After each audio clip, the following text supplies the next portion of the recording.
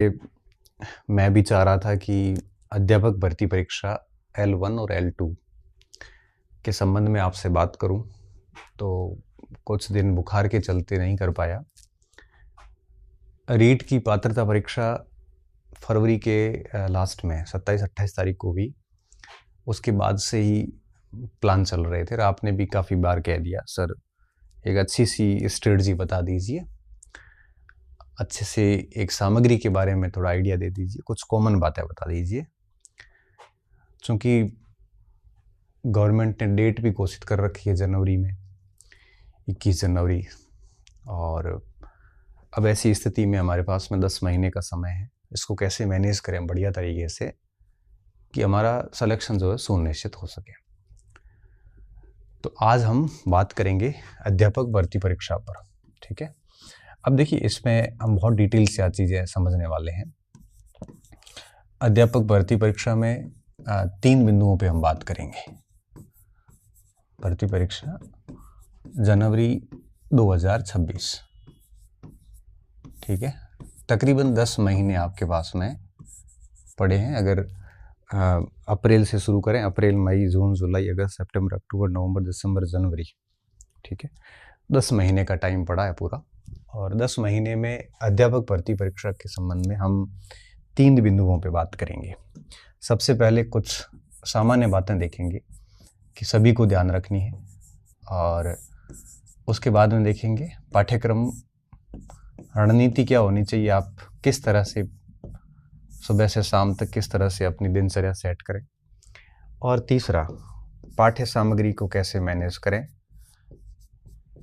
ठीक है, सिलेबस सहित। इसको आज हम समझेंगे। इस पूरे सेशन में इन 3 बिंदुओं पे बात की जाने वाली है, ठीक है ना। तो रणनीति और सामान्य बातें तो हम इसमें ही कर लेंगे, फिर पाठ्य सामग्री आएगी तब हमारे पास में पीपीटी बनी हुई है, इसमें देखेंगे सिलेबस के अंदर किसके लिए क्या चीज़ें कैसे करनी है, ठीक है।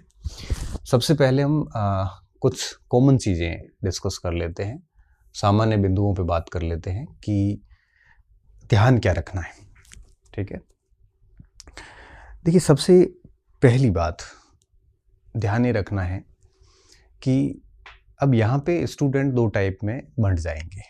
एक ऐसे स्टूडेंट होंगे जो कोचिंग जाएंगे, बैच ज्वाइन करेंगे, कोई बैच ज्वाइन किए हुए चल रहे हैं, और कुछ ऐसे होंगे जो नॉन कोचिंग होंगे, जो या तो कोचिंग कर चुके हैं या कोचिंग करना नहीं चाहते। 2 टाइप के स्टूडेंट हैं। मैं दोनों को ही नहीं रोकूंगा, क्योंकि सिलेक्शन इनके भी होते हैं, सिलेक्शन इनके भी होते हैं, और सारा डिपेंड करता है स्टूडेंट के ऊपर। तो अगर आपका मुझसे ये प्रश्न है कि मुझे कोचिंग करनी चाहिए इस समय कि नहीं करनी चाहिए, तो मैं यहाँ पे कुछ सजेशंस दे देता हूँ, आप उसको सुनना और फिर उस अनुसार आप अपना निर्णय ले लेना। पहली बात ये कि अगर आप कोचिंग करते हैं तो आप एटलीस्ट नवंबर तक कोचिंग ख़त्म कर देना, क्योंकि हमें 2 से ढाई महीने बढ़िया रिवीजन के लिए चाहिए, ठीक है, पहली बात। दूसरी बात, कोचिंग आप नवंबर तक फिनिश करें।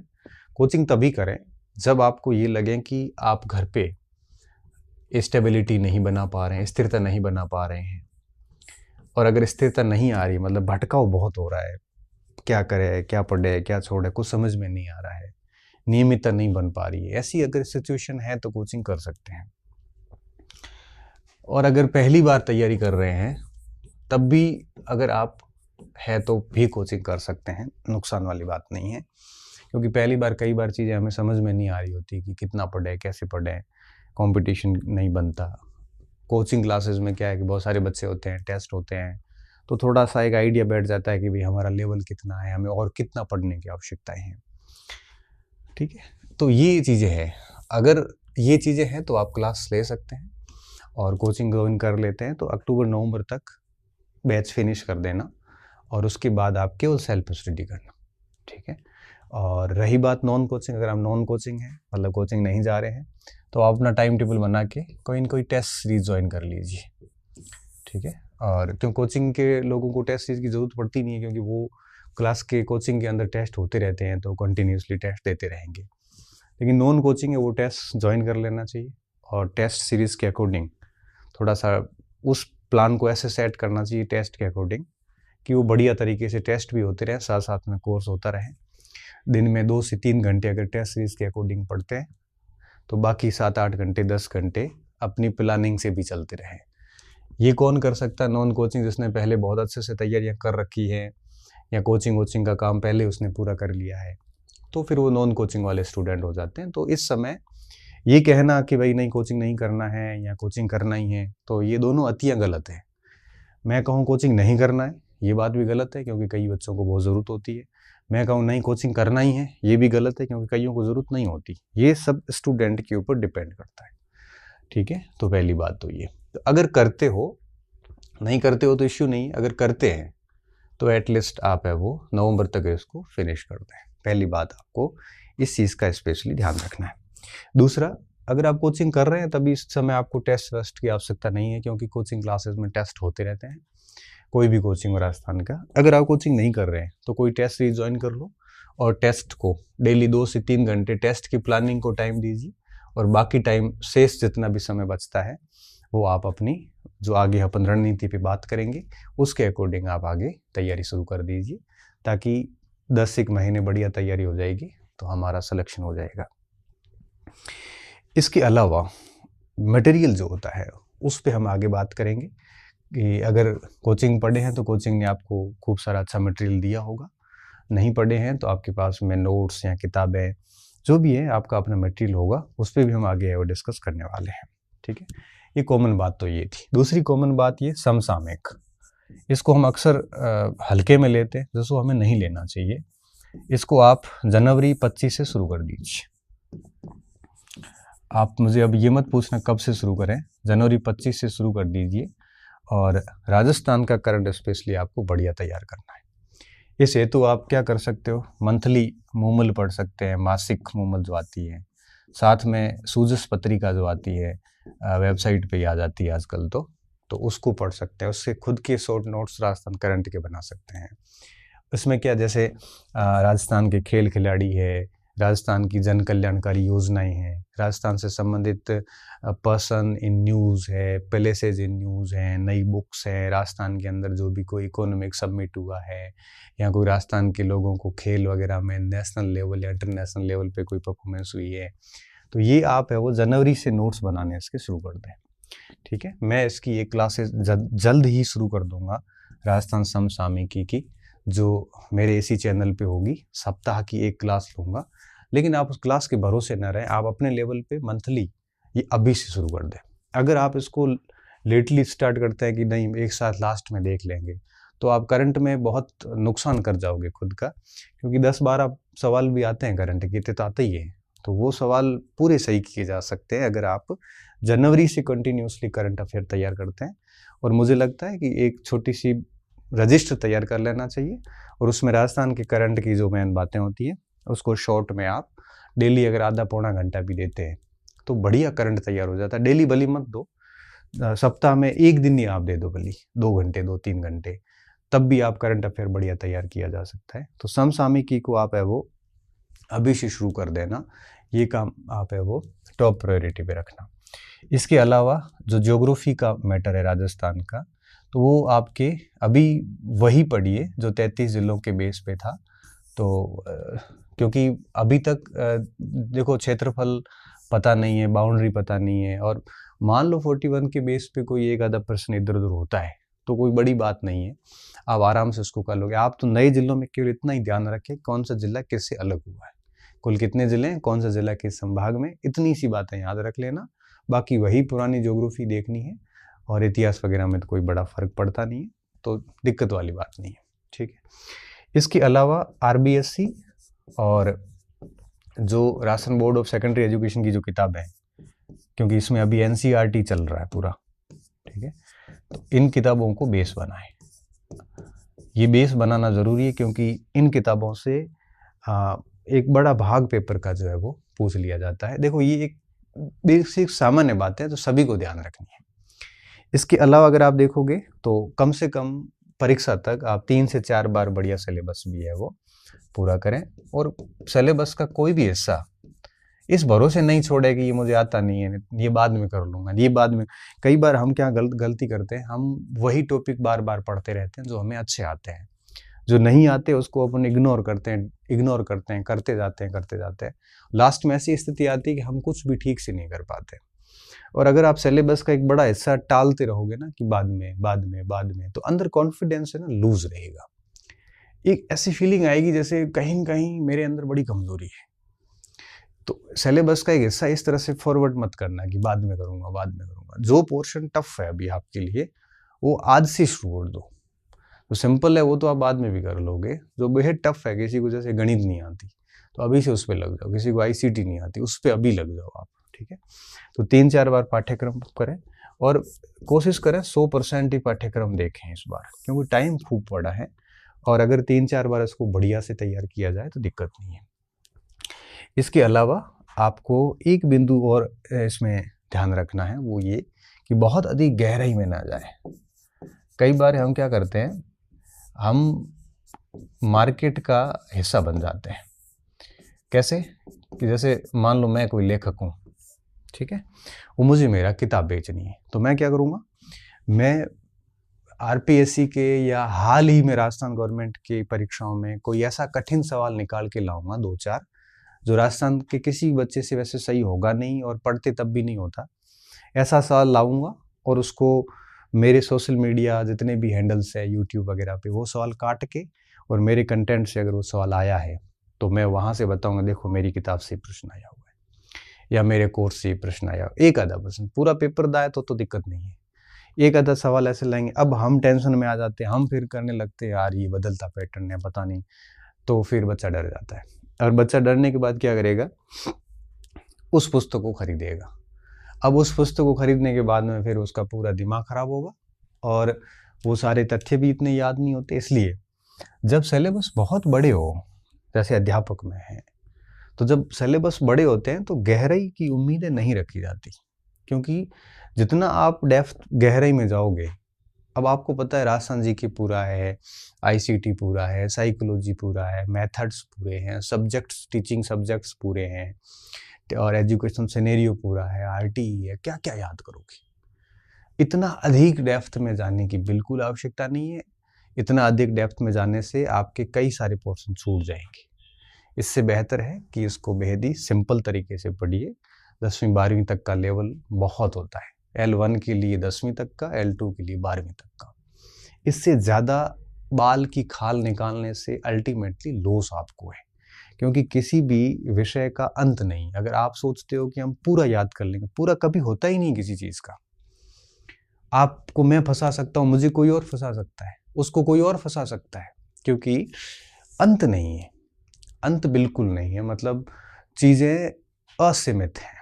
इसलिए गहराई में ना जाके एक बेस बना दें कि भाई हमारे इस पाठ्य वस्तु में जितना है उतना हम पढ़ लेंगे, बस। ऐसा नहीं होगा इसमें थोड़ा कम, मैं थोड़ा और 2 किताबें ला के पढ़ता हूँ, थोड़ा और ये प्रश्न पता नहीं कहाँ से आ गया है, मैं और किताबें लाऊंगा। इस और के चक्कर में आप फेल हो जाएंगे। कोशिश करिए, इतना ज़्यादा आपको गहराई में जाने की आवश्यकता बिल्कुल भी नहीं है, ठीक है? और 100% सिलेबस पढ़े, 3-4 बार पाठ्यक्रम कम से कम परीक्षा तक कर लें, गहराई में बहुत अधिक ना जाएं। आरबीएससी को बेस बनाएं, इनके ब्रीफ ना लें। इनके मार्केट में कई सारे ब्रीफ आते हैं, ऐसी किताबें आती जिन्होंने 6ठी से 12वीं किताब सब्जेक्ट्स को ब्रीफ कर लिया है, शॉर्ट में निपटा दिया। ऐसा मत करना, क्योंकि एनसीईआरटी की और इन किताबों की खास बात और खूबसूरती ये होती है कि इनमें फैक्ट भले कम हो, लेकिन फैक्ट के आगे पीछे कुछ कहानियाँ होती, कुछ पैराग्राफ्स होते हैं। वो पढ़ने के बाद वो फैक्ट हमें अच्छे से समझ में आता है। हम क्या करते हैं, ये गाइड के लोग क्या करते हैं, वो कहानियाँ हटा देते हैं, केवल फैक्ट अंदर डाल देते हैं। फिर फैक्ट पढ़ने के लिए ये थोड़ी करें, फिर वो फैक्ट याद भी नहीं होते। बेहतर ये है कि किताबें खुद रखें पास में, और जो सिलेबस मैच करता है उसको अंडरलाइन कर दें, वो टॉपिक लगा लें और आप उस टॉपिक को पढ़ के शॉर्ट में खुद कर लें, वो सबसे बढ़िया रहता है। तो ये कुछ ऐसी सामान्य बातें हैं जो आपको ध्यान रखनी है, ठीक है? तो मैंने कोचिंग की बात कर ली, करंट अफेयर्स की बात कर ली, नया भूगोल पढ़ना, पुराना पढ़ना, उस पर बात कर ली, आरबीएससी को बेस बनाना, कितनी बार पाठ्यक्रम करना है, और ये सारी बातें जो थी गहराई में ना जाए, ये सारे बिंदु पे हमने डिस्कस कर लिया, ठीक है? अब बात करते हैं थोड़ा सा क्या रणनीति रखें इस पूरे की, और फिर लास्ट में बात करेंगे कि किस विषय वस्तु के लिए क्या क्या सामग्री यूज की जा सकती है। ठीक है, तो देखिए ये मोटी मोटी बातें, आपको कॉमन बातें मैंने बता दी हैं। बाकी तो सारी चीज़ें मैं हम पहले ही बता चुके हैं कि भाई लाइब्रेरी वगैरह जाते हो तो वहाँ डिस्टर्ब हो रहा तो मत जाइए, रूम में पढ़ लीजिए, एकांत रहिए, सोशल मीडिया का यूज़ ना करें। वो कॉमन बातें हैं, वो तो आप सभी को हम 50 बार कह चुके हैं। फिर भी अगर हम नहीं समझते हैं तो फिर वो आपकी प्रॉब्लम है। बाकी हम हमेशा कहते हैं कि सिर्फ़ और सिर्फ अपना समय इस समय किताबों को दें, अपना समय सिर्फ स्टडी को दें, क्योंकि इन कमेंट्री की दुनिया में घुस जाओगे, बॉल बाय बॉल कमेंट्री में, तो लॉस अल्टीमेटली आपको ही होता है, मिलना कुछ नहीं है और समय चला जाएगा। ये 10 महीने कैसे जाएंगे पता भी नहीं चलेगा आपको, इतना भागता हुआ समय निकलेगा ना, अंदाजा ही नहीं है आपको। ठीक है ना, इसलिए टाइम का वो सदुपयोग करें, पूरा यूटिलाइज करें टाइम को। और बाकी बातें और कई समस्याएं आपको आएगी, हम समय समय पे वीडियोस बनाते रहेंगे, लेकिन ये कुछ ऐसी बातें हैं जो इन दिनों मेरे से बच्चों ने पूछी है। और परीक्षा की डेट तो आ ही गई है, तो अब ज़्यादा दिक्कत वाली बात नहीं है। अब बात करते हैं थोड़ा सा रणनीति को लेके कि किस तरह से आप अपने दिन को मैनेज कर सकते हो। अब मेरा क्या है कि थोड़ा सा रहता है कि मैं हमेशा एक स्ट्रेटजी पे चला हूँ। कभी भी परीक्षा की तैयारियाँ करी है तो एक प्रॉपर स्ट्रेटजी रखी है, बिना स्ट्रेटजी मेरे से पढ़ाई होती नहीं है। मैं भी वही बात करूँगा। तो देखिए जैसे मैं क्या करता, जैसे प्रथम, अब देखो हम सुबह का शिफ्ट ले लें एक, ठीक, जैसे सुबह सुबह पढ़ लिए बढ़िया, और दिन की पढ़ाई हो गई और रात्रिकालीन हो गई। ठीक है, अब देखो 3 समय होते हैं बच्चे के पास पढ़ने के लिए। ठीक है, मॉर्निंग का जो टाइम होता है वो थोड़ा ऐसा इंटरेस्टिंग टाइम होता है कि उसको आप किसी भी चीज़ को बढ़िया से याद कर सकते हैं। इस समय फ्रेश माइंड होता है। जैसे कोई बच्चा सुबह 4 बजे उठ गया, अब 4 बजे उठने के बाद अगर वो 5 बजे पढ़ने बैठता है और 11-12 बजे तक पढ़ लेता है, बीच में नाश्ता खाना होता रहेगा, छोटा मोटा काम तो चलता रहता है वैसे। अब वो 5 से 12 का मतलब होता है कम से कम 7 घंटे, 2 घंटे निकाल दो तो 5 घंटे पढ़ाई हो जाती है। तो जैसे सुबह सुबह किसी ने 4-5 घंटे पढ़ाई कर ली, ठीक है, और दिन में जैसे 12-1-2 बजे वो भोजन वोजन करके थोड़ा रेस्ट करता है, 2-3 बजे वापस उठता है, और 3 से लेके मान लो शाम को 6 बजे तक 2-3 घंटे फिर पढ़ लिया, फिर 1-2 घंटे फिर खाना वाना खाए, घूमे किए, 8-1 बजे तक ये सब काम किए, फिर मान लो 9-10 बजे फिर 1-2 घंटे फिर पढ़ लिया, और सुबह 4-5 बजे वापस उठ गया। तो इस तरह से अगर कोई देखते हैं तो 4-5 घंटे ये हो जाते हैं, 2-3 घंटे 1-2 घंटे ये हो जाते हैं, तो 2 और 2 4 और 4 8, 10-12 घंटे पढ़ाई एक सामान्य बच्चा इस हिसाब से कर सकता है। अब उसको करना क्या चाहिए, जहाँ तक हालांकि हर व्यक्ति की अलग स्ट्रेंथ होती है, फिर भी मैं बताना चाहूँगा। देखो एक पार्ट तो आप राजस्थान जीके को दे दीजिए, क्योंकि ये जो राजस्थान जीएस को टाइम देना क्यों ज़रूरी है, इसकी अहमियत मैं बताता हूँ। पहले लिख लेते हैं अपन। देखो सबसे पहली बात, राजस्थान जीएस के अंदर क्या क्या लिया है। देखो इतिहास आ जाता है, संस्कृति आ जाती है, और राजस्थान का भूगोल आ जाता है। इसके अलावा भी आपके राजस्थान की भाषा साहित्य आ जाती है, इसमें राजस्थान की समसामयिकी आ जाती है ना। ये सारा का सारा राजस्थान का है। इसको इम्पोर्टेंस देना क्यों ज़रूरी है, इसके पीछे कारण समझिए। अब पूरा पेपर होता है 300 अंकों का, ठीक है। अब 300 अंकों में से अगर अपन L1 की बात करें तो L1 वाले के लिए राजस्थान जीके का जो रोल है वो लगभग 160 प्लस का है, लगभग 160 प्लस अंकों का है, 50% से अधिक ये है। और अगर L2 की बात करें तो L2 में थोड़ा सा कम है। कम क्यों है, क्योंकि जैसे 100 की जगह 80 हो जाता है, और फिर उधर आपके थोड़ा सा 50 के हिसाब से हो जाता है। तो लगभग आपके यूँ कहिए कि इसमें भी 130 के आसपास का रोल L2 में भी आ जाता है, ठीक है। तो ये कोई कम रोल नहीं है, ये ज़बरदस्त रोल है राजस्थान जीके का। अब आप देखिए,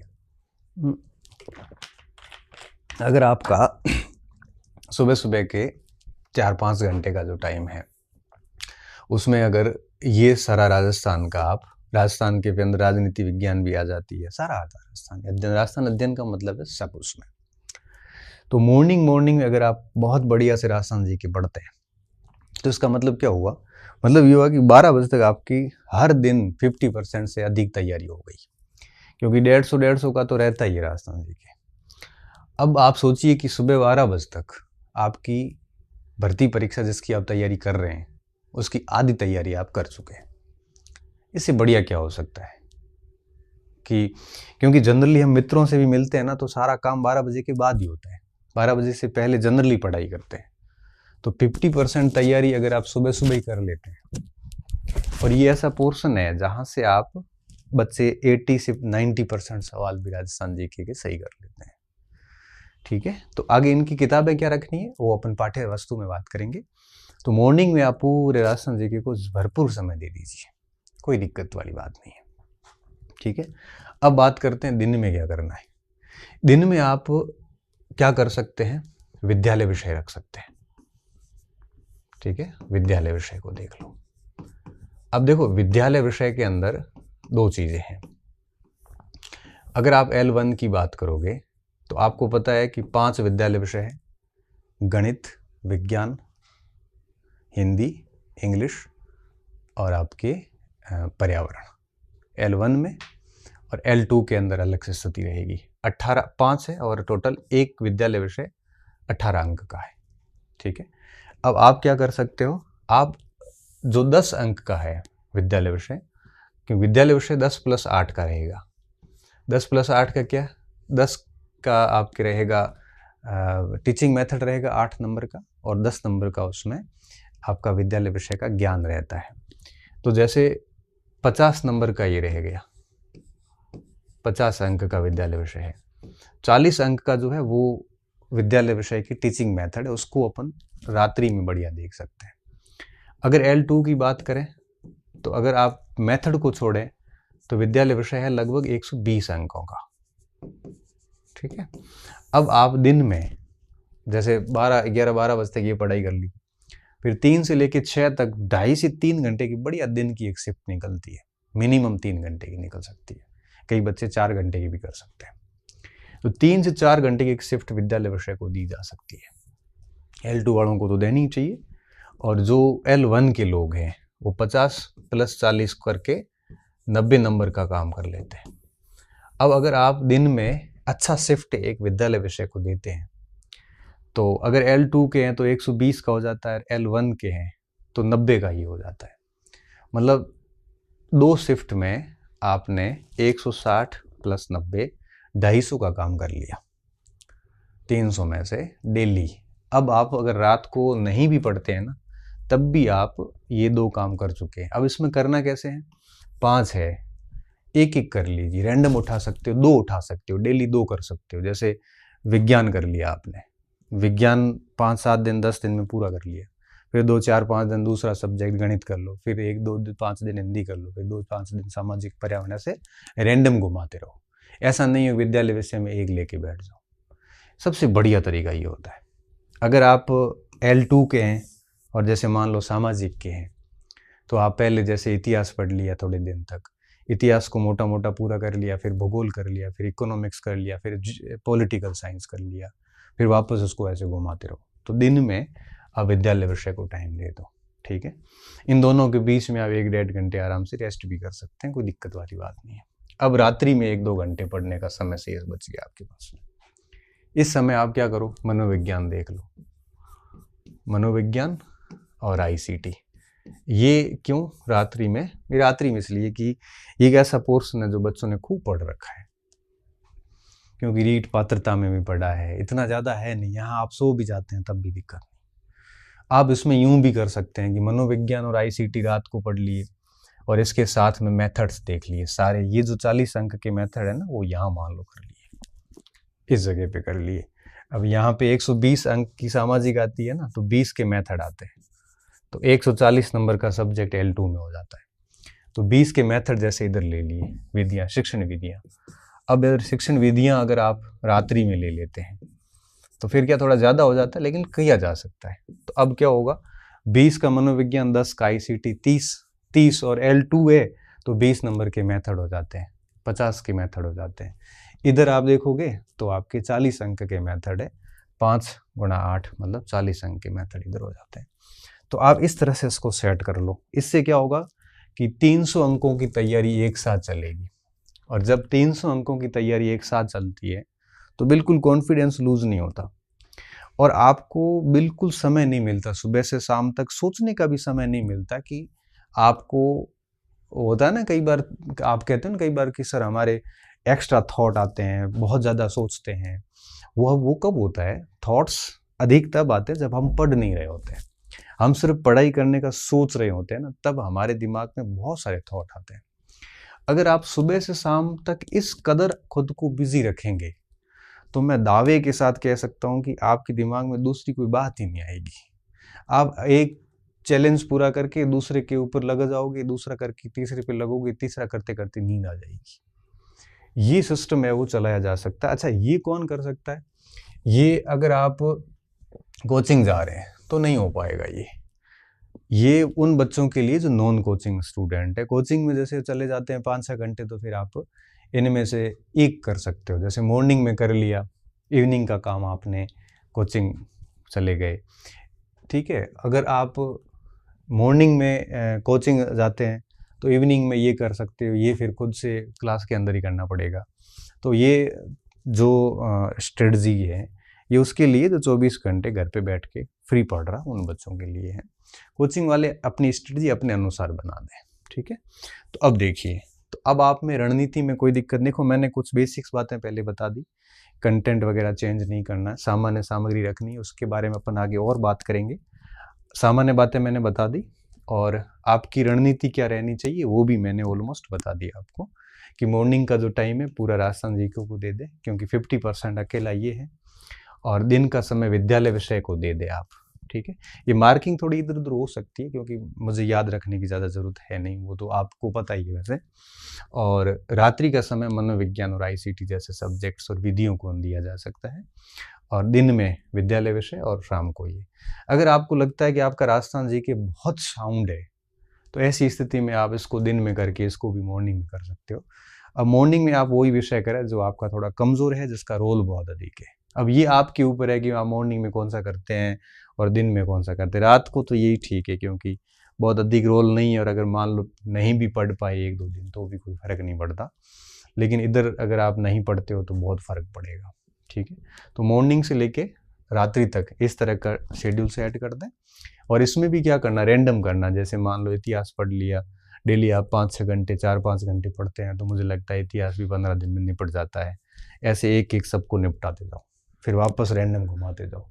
और मैंने कहा ना, मैक्सिमम आप वैसे भी सिलेबस 3-4 बार ही कर पाओगे, तो 3-4 बार सिलेबस करने के लिए ये रणनीति अपनाते हैं तो 3-4 बार सिलेबस हंसते हंसते हो जाएगा, और साथ में अभ्यास भी करते रहें। क्योंकि जैसे कई बार 10 सीख बजते बजते आप थक गए, मूड नहीं है, तो 1-2 घंटे आप दिशा की बुकलेट वगैरह कोई ली और उसके प्रश्नों का अभ्यास करना शुरू कर दिया, ठीक है ना। तो ऐसे बीच में आप जब भी थकते हैं तो आप पुराने पेपर्स की प्रैक्टिस कर सकते हो। यहाँ पे भी पॉसिबल है, यहाँ पे भी पॉसिबल है, ठीक है। तो ये 2 बातें हमने कर ली, सामान्य बात हो गई, रणनीति हो गई। अब हम बात करेंगे कि क्या पाठ्य सामग्री यूज की जा सकती है। तो मैं एक बार फिर बता देता हूँ आपको कि पाठ्य वस्तु जो है वो आप बहुत अधिक, आपको गहराई में जाने की आवश्यकता नहीं है। मैं थोड़ा सा एक बार पाठ्य सामग्री पे भी मैं बात अलग से कर लेता हूँ सामान्य तौर पे, और उसके बाद आप है वो देख लेना अपने हिसाब से। मैं मेरी तरफ से एक एक चीज़ बता दूंगा आपको, फिर आपको जो बेस्ट लगे वो आप फॉलो कर लेना। पाठ्य सामग्री, पहली चीज़ गहराई में न जाए, मैं फिर कह रहा हूँ, ठीक है। दूसरी बात, सीमित सामग्री रखें। सामग्री सीमित रखना, बहुत अधिक सामग्री आपको नुकसान दे सकती है। और अभ्यास और रिवीजन बार बार करते जाएं, ये कुछ कॉमन चीज़ें हैं। और अपनी सामग्री पर भरोसा रखें। देखो, भरोसा नहीं रखते हैं तो डॉक्टर की दवाइयाँ भी काम नहीं करती है। भरोसा नहीं रखते हैं तो किसी भी धार्मिक स्थल पर जाके भी आपको कोई फ़ायदा नहीं है, क्योंकि भरोसा रखना पड़ता है। आप कैसे भरोसा नहीं रखोगे तो आपको अपने माता पिता भी आपके नहीं लगेंगे, क्या सबूत है आपके पास? भरोसा नहीं रखोगे तो कुछ भी नहीं है। बिना भरोसे के ना तो शिक्षक काम का है, बिना भरोसे के ना आपकी किताबें काम की है, बिना भरोसे के कुछ भी काम का नहीं, बिना भरोसे के खुद व्यक्ति भी खुद के काम का नहीं आता। इसलिए भरोसा रखना बहुत ज़्यादा ज़रूरी है। आपके पास में जो भी सामग्री है भरोसा करिए, बार बार आप नई सामग्री बदलना मत, हर दिन नई सामग्री ला के काम करोगे तो मारे जाओगे। ठीक है। आरबीएससी को राजस्थान बोर्ड के अंदर जो किताबें चल रही है अभी, किसकी चल रही है? एनसीईआरटी। अब ये प्रश्न मेरे से कई बच्चे पूछते हैं ना, मेरा माथा खराब हो जाता है कि सर एनसीईआरटी पढ़ेगा आरबीएससी पढ़े। लो भाई, आरबीएससी में भी एनसीईआरटी चल रहा है ऑलमोस्ट, तो एक ही बात है, पढ़ो तो सही आप कुछ। ठीक है। तो आरबीएससी में अभी जो किताबें चल रही है ना विद्यालयों में, वो किताबें लाके उसको आप बेस बनाइए, क्योंकि ये किताबें जो है जब इसका